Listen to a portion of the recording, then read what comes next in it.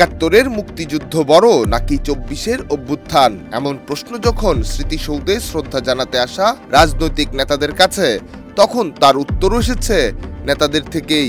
তবে উপদেষ্টা আসিফ মাহমুদ বললেন, এটা কোনো প্রশ্ন হলো? ২৪ বড় না ৭১ বড়, এটা কোনো কোশ্চেন হলো? ওয়ালটন আবারও মিলিনিয়ার অফারে ওয়ালটন ফ্রিজ কিনে আপনিও হয়ে যেতে পারেন মিলিয়নিয়ার। মিলিনিয়ার ছড়াছড়ি দেশ জুড়ে, এটা শুধু ওয়ালটনই পারে। ২৪ আর ৭১-এর মুক্তিযুদ্ধ প্রশ্নে জাতীয় নাগরিক পার্টির নাহিদ ইসলাম বলেছেন, এই দুইটা আলাদা কিছু নয়। ৭১ সালে যা চেয়েছিলাম তা ২৪-এর রক্ত দিয়ে আবার অর্জন করতে হয়েছে।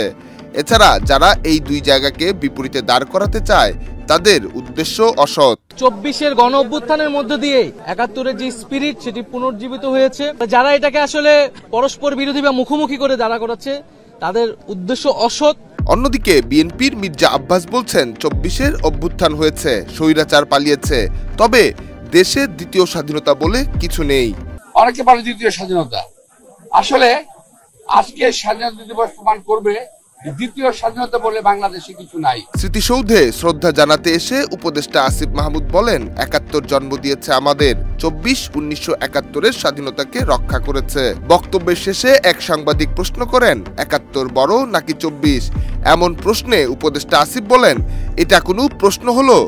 এমন প্রশ্ন উঠায় সামাজিক যোগাযোগ মাধ্যমে শুরু হয়েছে বিভিন্ন আলোচনা আর সমালোচনার। ৭১ এই দেশকে জন্ম দিয়েছে, আমরা মনে করি ২৪ সেই স্বাধীনতাকে রক্ষা করেছে। নিহার সরকার, অঙ্কুর, দেশ রূপান্তর।